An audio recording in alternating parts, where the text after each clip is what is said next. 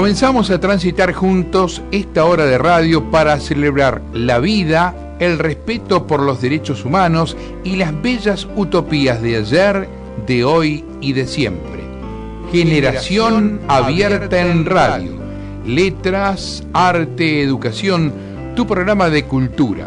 Idea, producción general y conducción, Luis Raúl Calvo y Nora Patricia Nardo, con la participación especial de Adriana Gaspar, porque compartir los sueños es algo digno para celebrar. Sumate a nosotros en la AM 1010.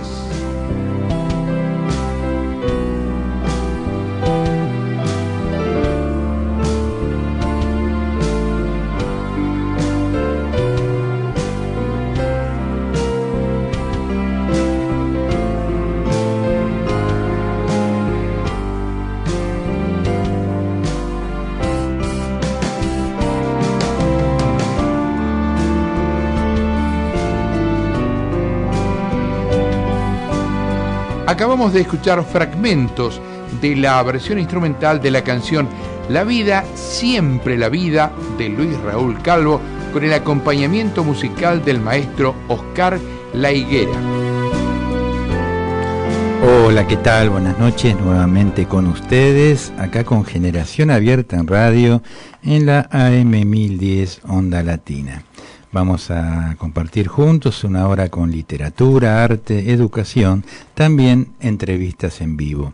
Si querés tomar contacto con nosotros, puedes hacerlo llamando al 4372-2841, al 4372-3061 o a nuestro correo electrónico generacionabierta@hotmail.com. ¿Qué tal, Nora? ¿Cómo estás? Muy bien, buenas noches a todos nuestros oyentes, con mucho frío. Vos sabés que sufro el frío terriblemente. Y se vino. Y se vino con todo, y todo lo que me pongo por ahora no me abriga lo suficiente. Como me decía un amigo ayer, vino para quedarse. Vino para quedarse un ratito. Pero para trabajar te digo que es lindo, ¿eh? Uno se abriga.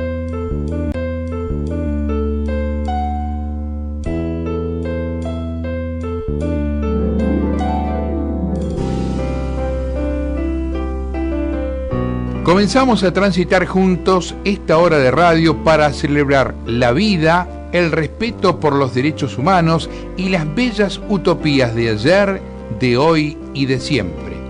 Generación Abierta en Radio. Letras, arte, educación, tu programa de cultura. Idea, producción general y conducción, Luis Raúl Calvo y Nora Patricia Nardo, con la participación especial de Adriana Gaspar, porque compartir los sueños es algo digno para celebrar. Sumate a nosotros en la AM 1010.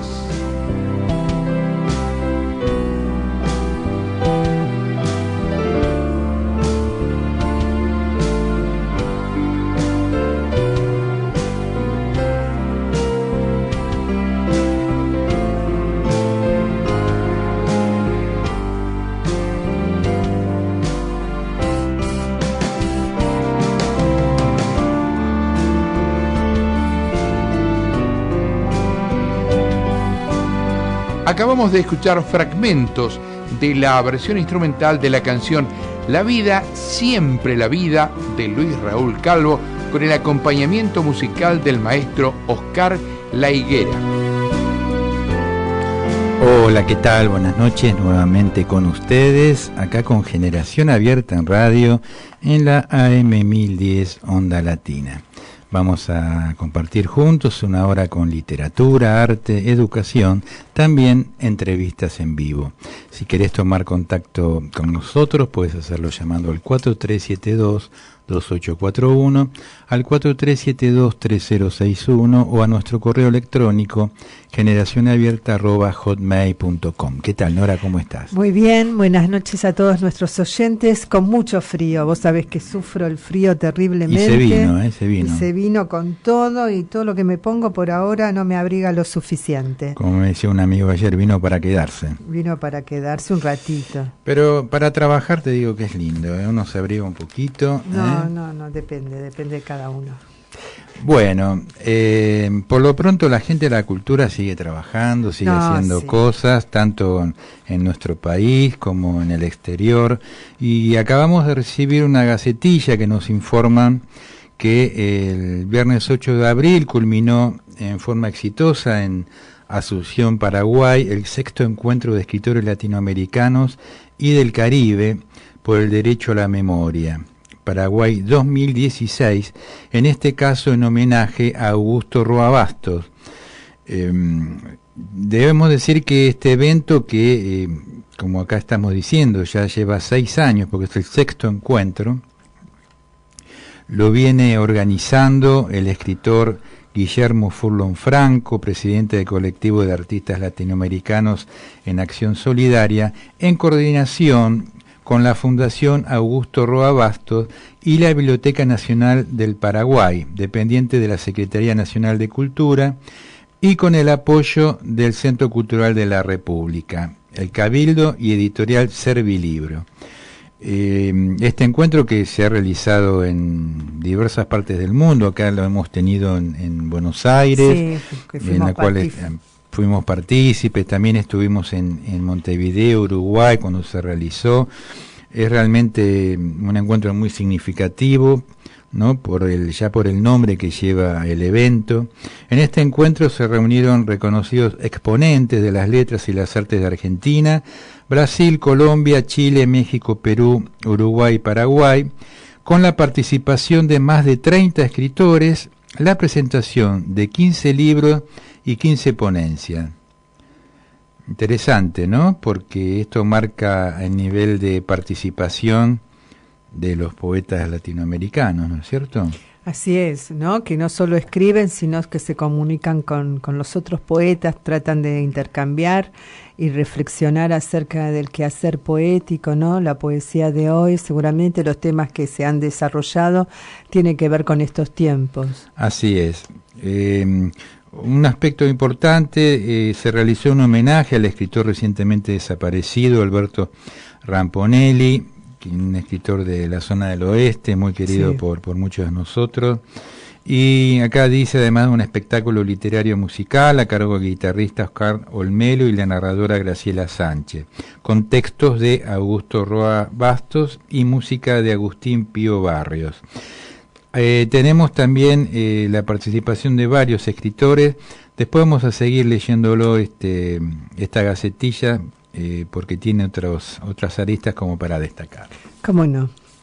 Quería decirte que el sábado 30 de este mes, es a las 21 horas, es la última función en la Manzana de las Luces de una obra de la Escuela de Teatro Las Luces que dirige nuestro querido amigo Jorge Guzmán. Estuvo con nosotros. Que estuvo con nosotros y vamos a seguir charlando con él quizás el próximo martes. Perú 272, primer piso. Están dando 2 obras teatros en una, digamos 2 cortas obras, el sábado a las 21 horas. Una aborda el mito de Electra y muestra el turbulento destino de una familia puritana hacia fines de la Guerra de Secesión, y la otra despliega un tabú arcaico que todavía se ve en forma de papelitos multicolores en el centro de nuestra ciudad de Buenos Aires. Así que los esperamos. Yo voy a tener Manzana de las Luces, Perú 272, sábado 30 de abril a las 21 horas. Muy bien, este sábado.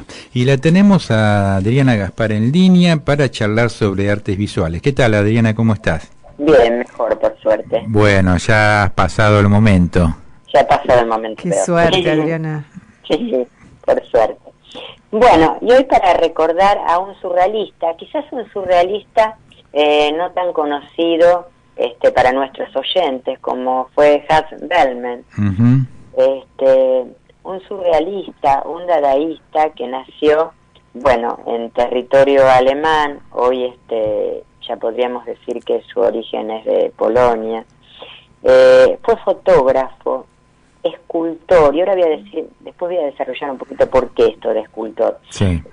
Dibujante publicitario, y trabajó mucho en Berlín, hasta que debido al régimen nacionalsocialista, tuvo que emigrar y se fue a trabajar a París. Y ahí, por supuesto, entra en contacto con los dadaístas y con los surrealistas, ¿no?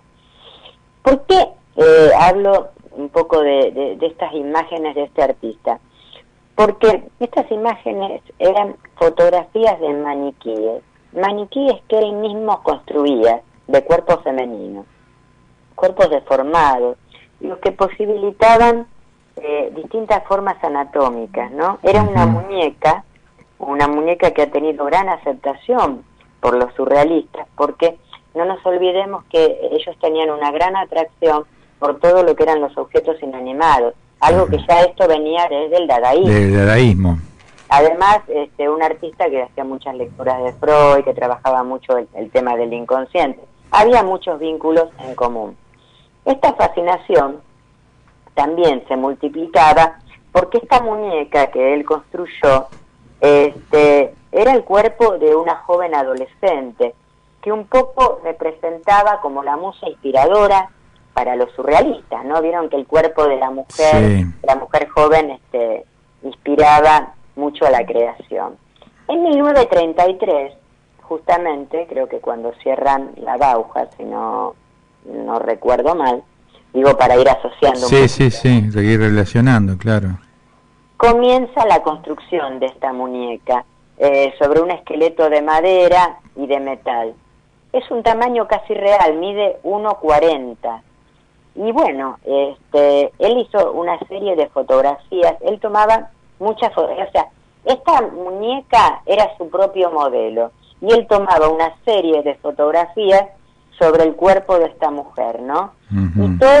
Y sobre, un poco trabajaba textos y trabajaba las tomas de acuerdo a lo que esta mujer le inspiraba, qué fantasías le inspiraba. En ellas se incluía el sadismo, el sadomasoquismo, el fetichismo. Esta muñeca, bueno, que como dije antes fue construida de tamaño real, fíjense en la particularidad. Estaba desnuda y con calcetines. Su aspecto era de una mujer joven, una adolescente adulta, una adulta joven, de pelos largos y cabellos negros. Realmente una cuestión muy particular. Como a su vez tenía 4 piernas y numerosas articulaciones para dar diferentes movilidad al torso. Claro. Por supuesto era uno solo. Un objeto que tenía connotaciones eróticas y que despertaba realmente un trabajo inconsciente, no solo en su propia labor y en su propio inconsciente, sino también lo que despertaba en el espectador. Seguro. Y en los propios surrealistas, ¿no?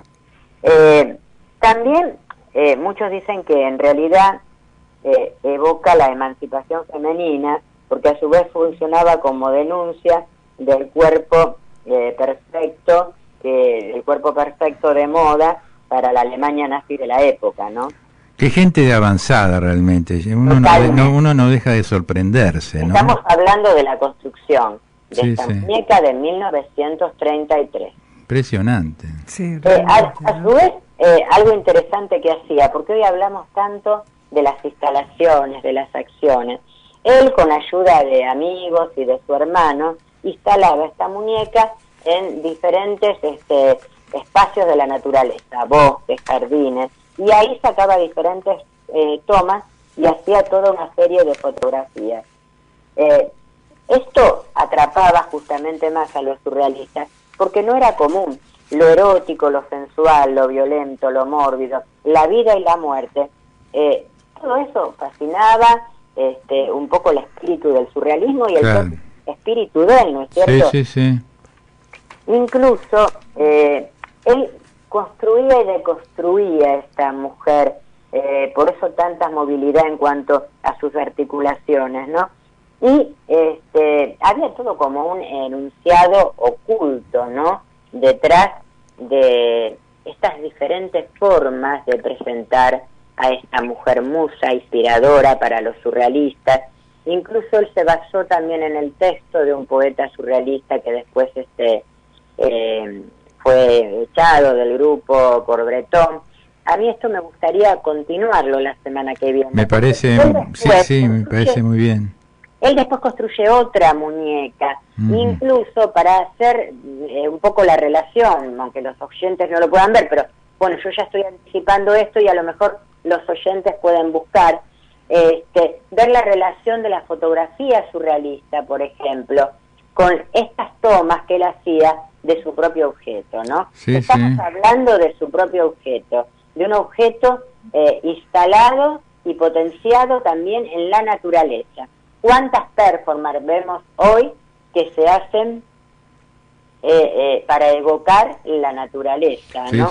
Estamos hablando de esta acción de 1933. Claro, sí, comparamos también que la película El perro andaluz es de 1928, ¿no? De Buñuel, también una película transgresora y que tenía un contenido sexual en algún sentido de la represión y la denuncia, ¿no? De esta represión.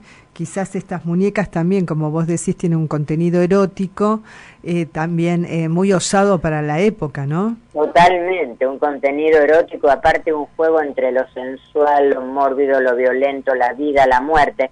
Y ese saben que es un punto clave de atracción para todos los surrealistas. Así es. Bueno, entonces lo vas a continuar la semana próxima. Me parece importante, ¿no? Porque hay que desarrollar un poco también la otra imagen, los dibujos de Bellmer, pero en qué consiste un poco también la construcción de la otra muñeca y su relación con las fotografías, su relación con este poeta que más tarde expulsan del grupo, pero los voy a dejar hoy con la intriga. Con la intriga, ¿por qué lo expulsan? Hoy los voy a... Bueno, porque había pensamientos ocultos y por eso se supone que Hans Bellman se inspira un poco en sus textos, ¿no es cierto? Hans Bellman se llama. Sí, H-A-N-S, Bellmer, B larga, E-L-L-R. Bárbaro. Bueno, muy bien, Adriana, muy interesante, ¿eh? Lo dejo como para que nuestros oyentes puedan buscar las imágenes, porque incluso en algunos libros, algunas enciclopedias, esta muñeca hasta parece casi como en la época pop, porque claro, bueno, viene la segunda parte, 1940, pero en realidad es potenciada y engendrada dentro de lo que es el dadaísmo y el surrealismo. Claro, sí, mucho antes. Bueno, nos reencontramos entonces la semana próxima, Adriana. Bueno, hasta el próximo martes. Que sigas muy bien. Gracias. Las muñecas de porcelana nunca usaron colorete, acordate de eso. Me voy a acordar. ¿Por qué lo decís? No, digo. ¿Es un poema tuyo? Es un verso, sí, de un poema. Había un señor en la esquina de casa que tenía un negocio que arreglaban muñecos. Era especialmente era una casa dedicada al arreglo de muñecas y muñecos. De porcelana, ¿no? De todo tipo. Mira qué interesante. O sea, fíjate vos, ¿no? Y vivió toda su vida de ese trabajo, ¿no? Sí, donde nada era descartable, ¿no es cierto? ¿Qué tiempos aquellos? Y uno llegaba al local, que era aparte el hijo era amigo nuestro, jugaba al fútbol con nosotros, llegaba al local y se encontraba con 20.000 muñecos que estaba arreglando, digamos, ¿no? Qué maravilla. Qué bárbaro. Bueno, estamos cerrando este mes nuestro encuentro de este momento con Vox Day, así que le damos a pedir a Aníbal un tema musical.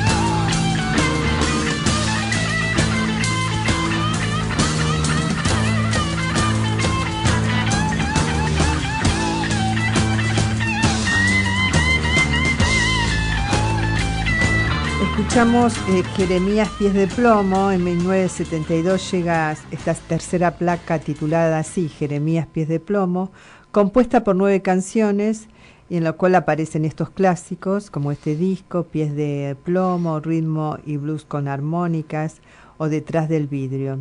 Ese mismo año se regraba el repertorio del primer disco Caliente, editado 2 años antes, al percatarse de que se había vuelto inconseguible, ya que el sello que lo editó, Mandioca, que lamentablemente había desaparecido y el álbum lógicamente se dejó de prensar. Las nuevas versiones más pesadas y rockeras que las originales se editan en un disco titulado Cuero Caliente, que aparece a fines de 1972 y cuya portada original presentaba una bandera pirata, dando a entender que el ya agotado Caliente original estaba circulando en copias piratas. Se acaba el río en el mar, y el mar, quién sabe en qué playa se va a acabar. Se acaba el día en la noche, y la noche en la mañana, y hasta el agua de la copa después de beber se acaba. El tiempo de andar jugando o dormir en una cuna y de estudiar en la escuela se acabó o se está acabando. Y lo lleno de la luna en cuarto menguante y las ganas de dormir en noches de luna llena. Se está acabando el invierno en el mes de agosto y el miedo de que no llueva cuando el día está lluvioso. Todo se acaba o se está acabando, como el poema que verso a verso viene llegando al silencio de color blanco. Este poema se llama Todo se acaba, pertenece al libro El Caracol Mochilero del año 1983, publicado por Eve Solves, autora, qué escritora, ¿no? Autora nacida en Argentina, poeta, narradora, docente, autora de libros para niños. Sí, muy versátil Eve, con todo un recorrido muy importante. Tan intensa, digamos, tanto en la literatura infantil como vos dijiste, ¿no? Como en la poesía. Como en la poesía y también todo su recorrido por la docencia, ¿no es cierto? Cuando falleció, en página 12 salió una nota muy interesante, ¿no? Sí. Que habla justamente de la personalidad de ella, y aparte de su sinceridad, de poder poner al desnudo un poco aspectos justamente de ella misma, ¿no? Dice la autora Silvina Friera en página 12, después de un largo deambular jalonado por tropiezos y caídas silenciosas, el sábado de la noche murió a los 73 años la poeta Eve Solves, la vecina del río, que creía, siguiendo a Alejandra Pizarnik, dice Silvina Friera, que es posible ver el mundo desde una cantarilla.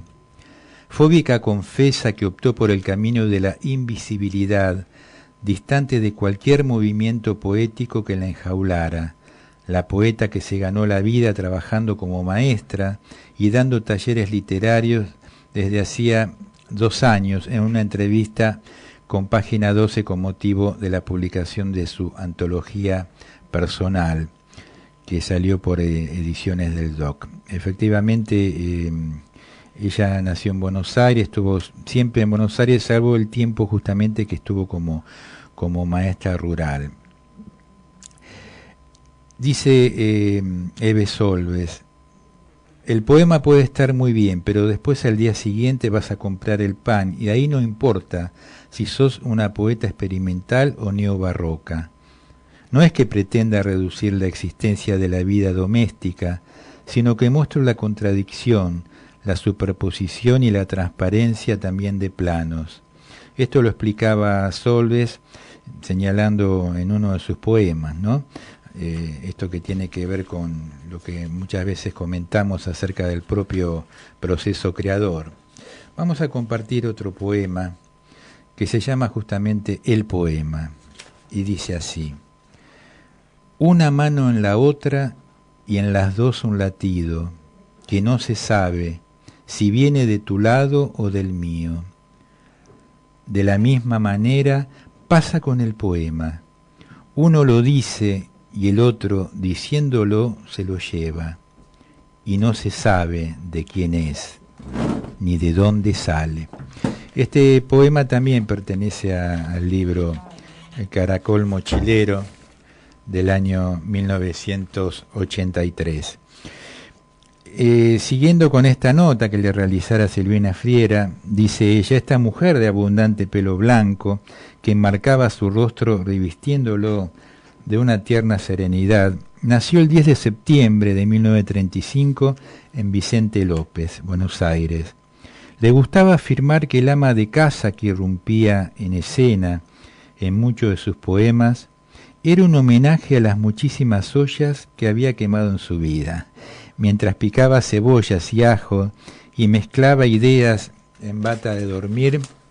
Fue escribiendo sus poemas en los que pulsó todas las teclas que tuvo a mano: la social, la metafísica, la impronta maldita.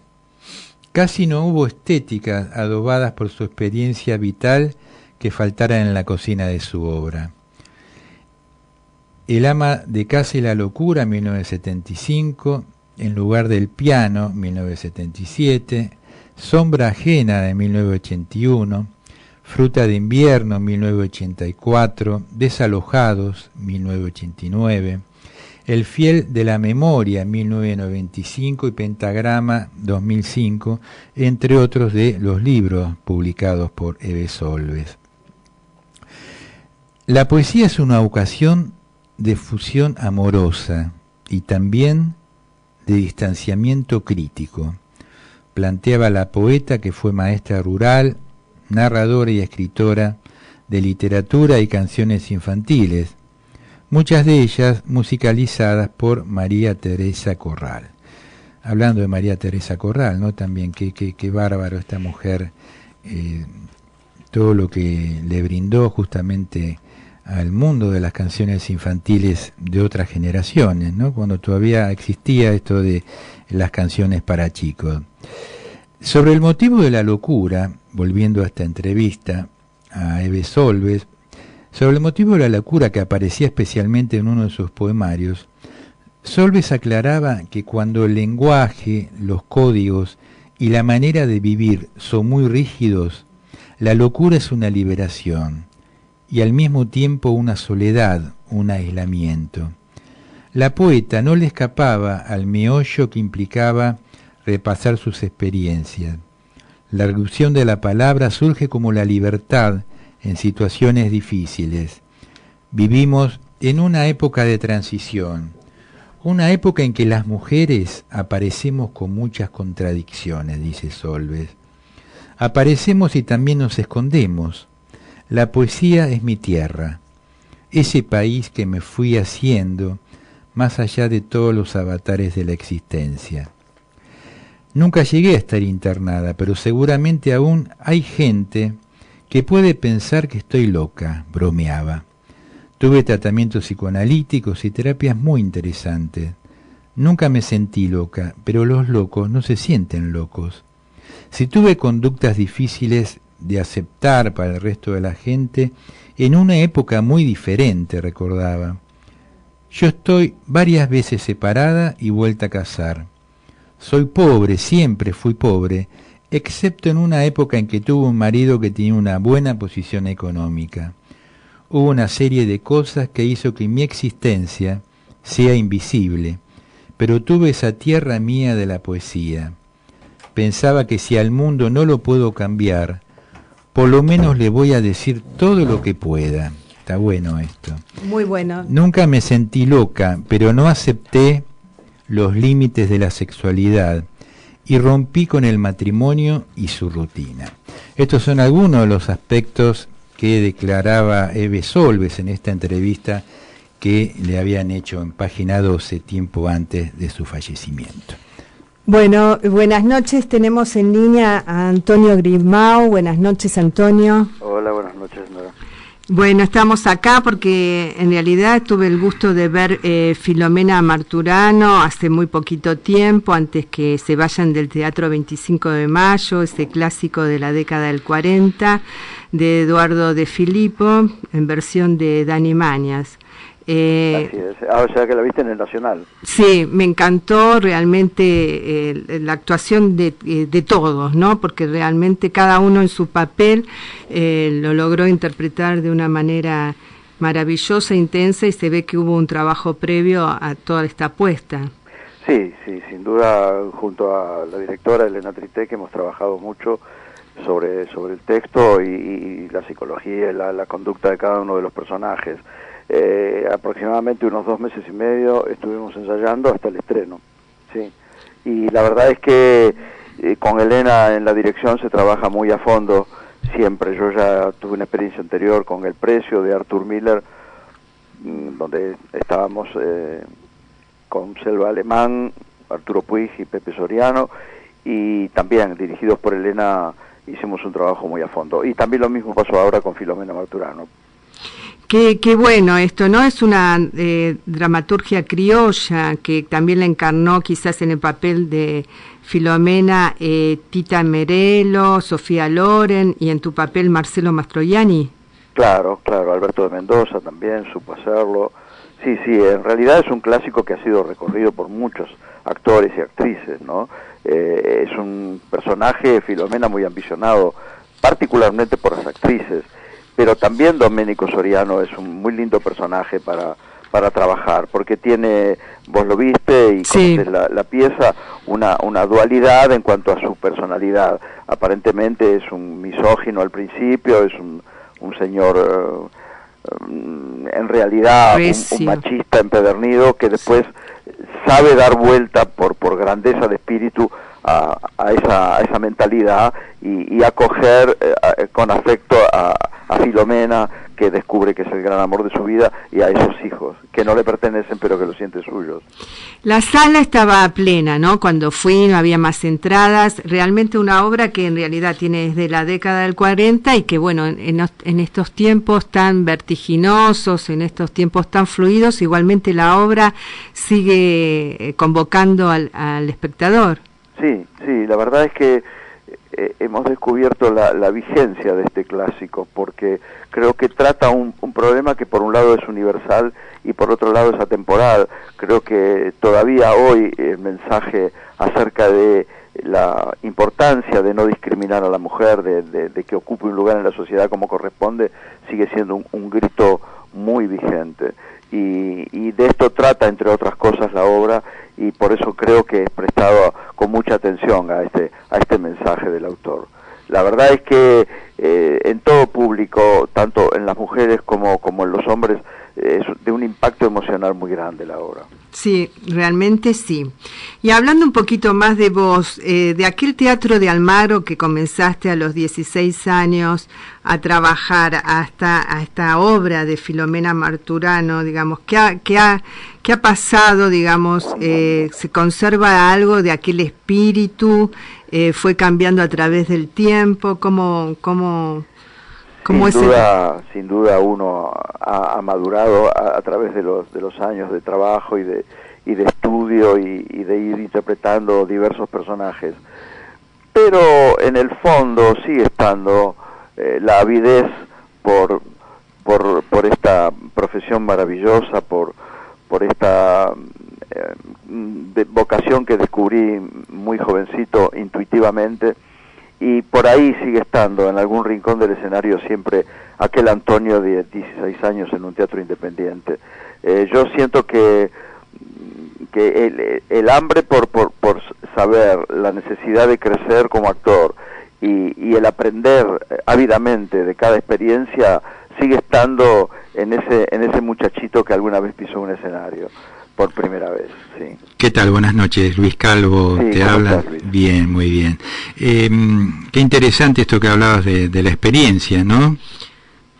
Algo que para muchos de nosotros sigue teniendo vigencia, porque marca un poco el recorrido de uno, como decías vos, comencé a tal edad, era un adolescente, y bueno, después se va uno nutriendo, ¿no?, de todo ese recorrido.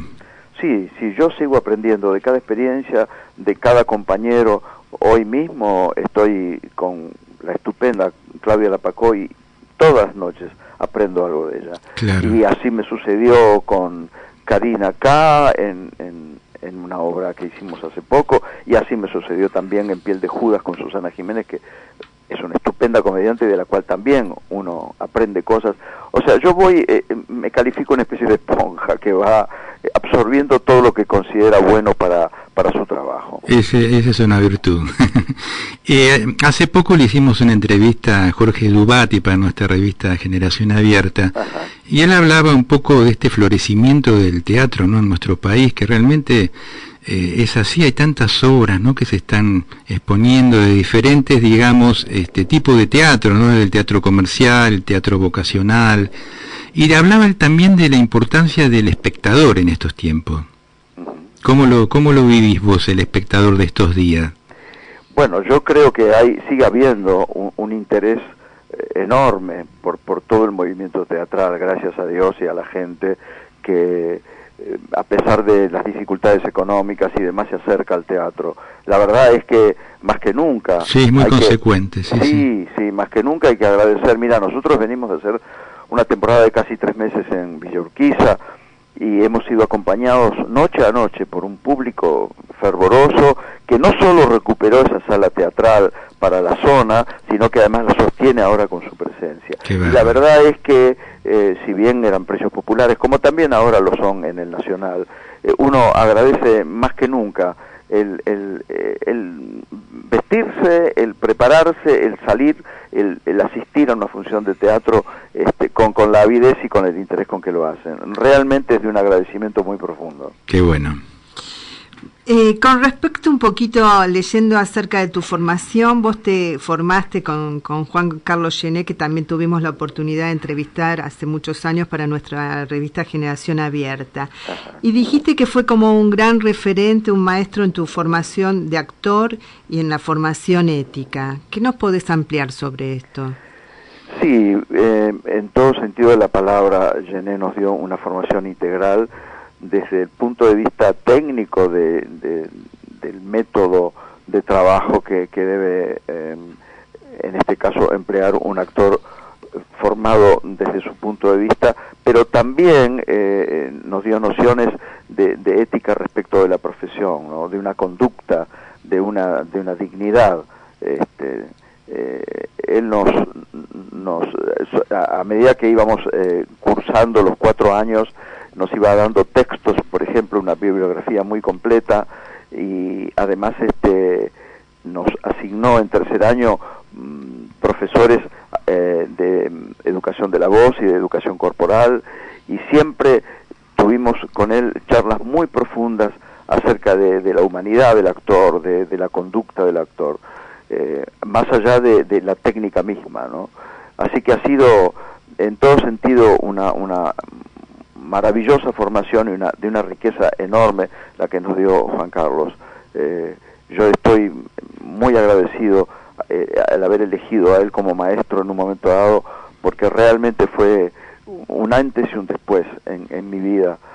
Nos recomendó también en un momento dado una terapia, un autoconocimiento que el actor, el ser humano en general, pero el actor en particular, necesita, y la verdad es que todo fue de un aprendizaje enorme y de un caudal de información y de conocimiento maravilloso. Gené te hablaba con la misma profundidad y el mismo grado de conocimiento y de cultura de cómo cebar un mate con cáscara de naranja hasta cómo era el teatro de los griegos. O sea, era tan vasto su conocimiento y tan enorme su bagaje cultural que realmente cada clase era un sueño increíble poder vivirla. Se nota tu admiración por Juan Carlos, ¿no? Enorme, por la forma en que lo transmitís. Sí. Qué lindo eso, ¿no? Tener estos maestros que nos ayudan tanto a la formación de uno, ¿no? Una fortuna enorme haberlo conocido y haber podido transcurrir 4 años con este hombre increíble y, como decía antes, de una personalidad fantástica y de un bagaje cultural de conocimiento tan importante, claro. Sí. Vos, Antonio, aparte de teatro, has trabajado mucho en televisión, en otros lugares, digamos, Sí, ¿no? Sí. ¿Qué sentís que te ha aportado cada uno de estos ámbitos? Bueno, son disciplinas muy distintas entre sí, desde Claro. luego. Siempre yo considero que la madre de las otras dos, cine, televisión, es el teatro. Sin duda, creo que es lo que más expone al actor, lo que más lo compromete. Pero cada una en su momento y en su forma me ha dado lugar a un crecimiento en el oficio. En la medida en que fui conociendo cada una de las técnicas que son disímiles y que tienen su propia conducta, me fue resultando más cómodo. De todos modos, yo debo confesar que tanto en el teatro, cuando pisé por primera vez un escenario, como cuando estuve por primera vez en un set de televisión, milagrosamente siempre me sentí sumamente cómodo. La verdad es que esto fue algo que todavía yo no me lo explico muy bien porque no hay antecedentes familiares artísticos en mi familia. Y esta sensación de haber tenido siempre un texto de teatro en la mano, todavía hoy me sucede. Yo acabo de leer un monólogo de Marco Antonio en el Festival Shakespeare, en la Feria del Libro, anoche precisamente, y sentí la misma sensación que alguna vez sentí cuando tuve que leer un texto por primera vez. Esta sensación de seguridad, de comodidad, que no sé de dónde me viene. La verdad es que siempre he sentido esa comodidad en las tres disciplinas, pero sin duda lo que más me desarrolla como actor y lo que más me ha hecho crecer es el teatro. Quizás haber escuchado también radioteatro, ¿no? Sí, también. En mi infancia escuchaba, sí, especialmente uno que recuerdo y tuve oportunidad de recordárselo a Alfredo Alcón, de él mismo, una de las tardes en mi casa que mis hermanas y mi madre escuchaban radioteatro, yo escuchaba así esa música clásica que después supe que era música clásica, hasta ese momento era una música muy particular que me embelesaba pero no sabía bien cuál era el origen. Sí. Y esas voces y ese ámbito, la radio también me parece un medio fantástico de misterio, de magia y de llegada al espectador. Sí, así lo es. Lástima que también estas novelas que se daban, ¿no? Como que ya teatro, digamos, no existe más o hay muy pocos, ¿no? Muy poco, lamentablemente, pero también es un medio fantástico, fantástico. Por supuesto, siempre hay que tener en cuenta el contenido y el material, pero yo recuerdo las dos carátulas, por ejemplo, donde he tenido... Que se mantiene todavía, creo, ¿no? Que se mantiene, creo, sí, por suerte. Sí. He tenido oportunidad de hacer, no sé, desde El Guapo del 900 hasta obras clásicas. Es fantástico también, y para el espectador además toda la magia que tiene la radio es fantástica, sí. A vos te inspiró siempre los retos, ¿no? Los desafíos en cada uno de los papeles. Hiciste también mucho de recio, pero también hiciste el papel de médico en el Precio, ¿no? Sí, en el Precio.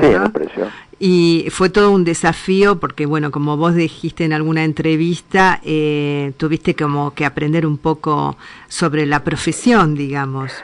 Sí, mira, a mí me gusta, por supuesto, el desafío, y creo además que la diversidad y las características distintas de los personajes es lo que realmente hacen crecer al actor. Si uno se queda en una zona de comodidad, difícilmente puede evolucionar.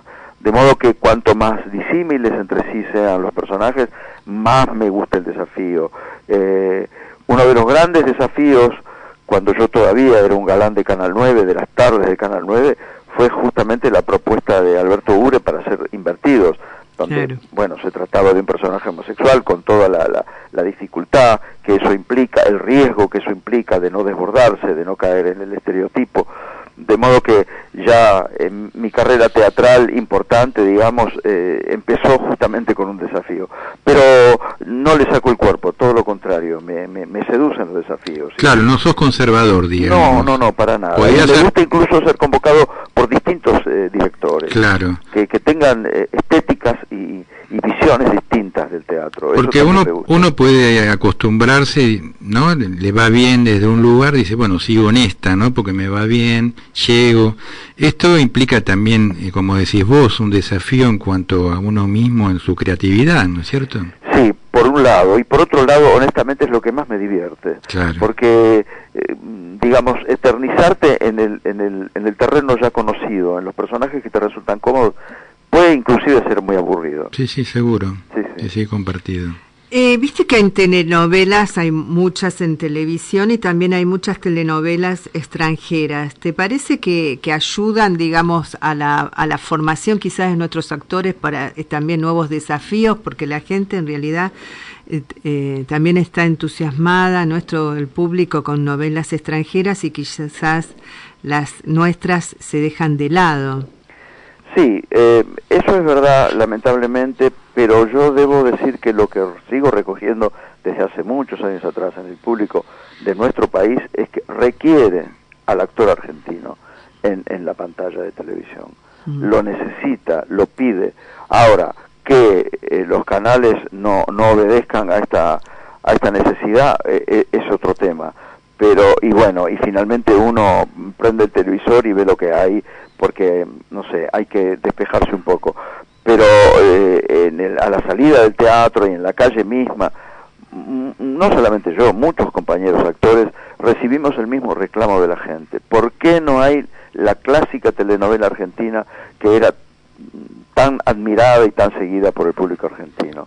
La verdad es que yo creo que tiene que haber una oferta de todo tipo, pero sin duda lo nacional y lo que realmente nos representa tiene que estar en la pantalla, sin duda.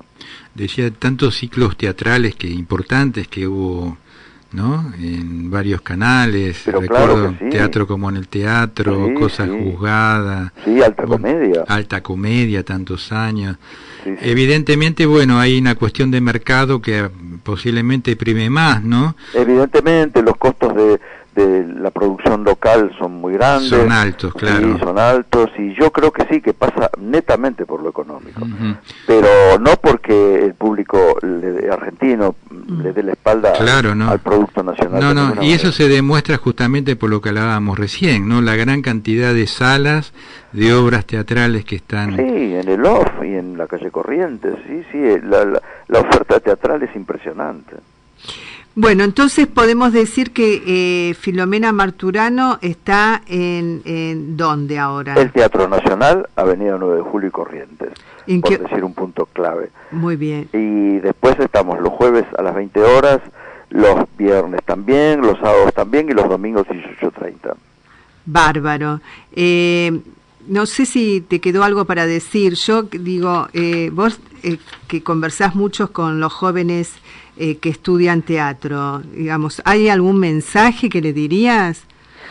Sí, por supuesto. Yo, el mensaje más claro que suelo dar es que no bajen los brazos, que cuando hay condiciones se llega.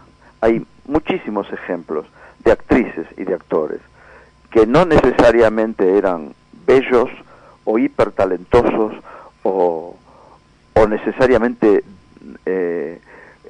enormes actores, eran diferentes, y cuando hay un actor diferente y hay condiciones, se llega, tarde o temprano se llega. Mi mensaje siempre ha sido ese, no bajar los brazos, porque yo mismo, la realidad me ha demostrado que si ocupé algún lugar hoy en día, si ocupo un lugar hoy en día, es justamente por perseverancia y por haber confiado en mis condiciones. Es muy bueno esto que decís como mensaje vocacional, ¿no? Porque sí, muchas veces pasa esto de que uno empieza con algo y dice, llegaré, no llegaré, esto de poder creer uno mismo, ¿no?, en su propio proyecto de vida. Sí, que no te gane el desaliento, claro. Exactamente. Sí. Bueno, realmente ha sido un gusto enorme, Antonio, poder conversar con vos, y te seguiremos viendo en tus obras, y en algún momento nos gustaría mucho que vengas acá al estudio de la radio. Cómo no, con todo gusto. Bueno, mucha suerte. Muchas gracias, Antonio. Gracias, la verdad que fue muy interesante todos los aportes que nos diste, y bueno, seguiremos viendo a Filomena Marturano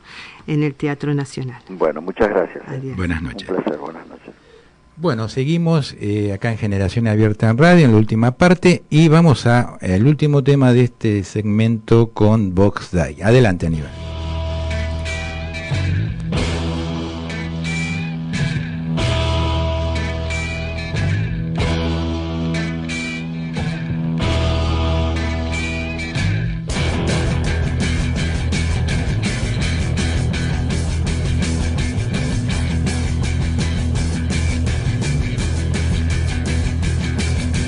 Vengo de muy lejos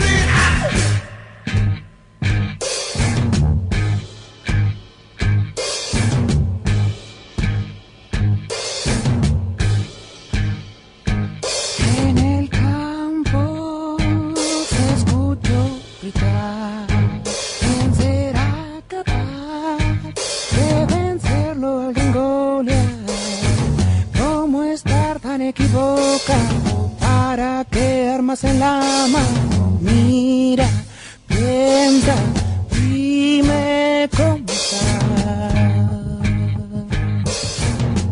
¿Cómo vienes así?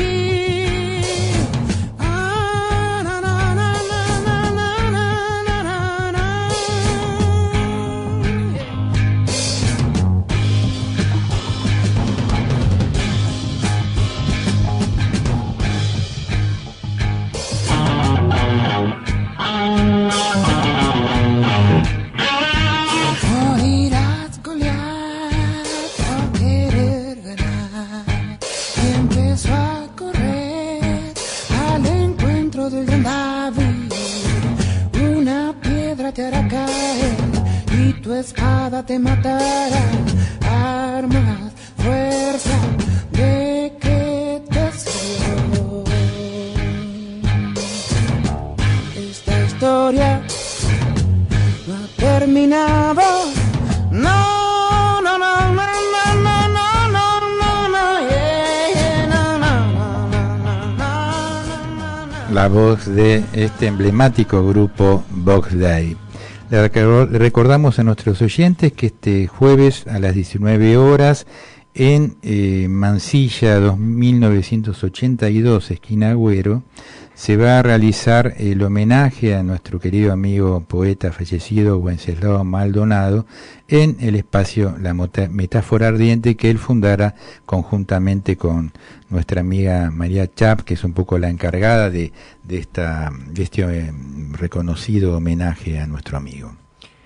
Sí, también tenemos la firma de amigos que están en la Feria del Libro, firmando sus libros de poesía en el stand de la SADE, así que acérquense allí a todos, que van a tener libros de poetas, que ustedes saben que en realidad los poetas que nosotros siempre traemos al programa de radio son poetas reconocidos, con una estética que ha sido valorada por sus pares y que en realidad con mucho esfuerzo y formación publican sus libros, ya que no hay ningún tipo de financiamiento para este tipo de ediciones. Así es, y nuestra amiga Elena Barile, sí, actriz también, que ha publicado su libro Perfumada de Azares por Editorial Duncan, va a firmar justamente ejemplares de su libro este domingo en el stand de Editorial Duncan a la tarde, en la Feria del Libro. Así que allí estaremos. Bueno,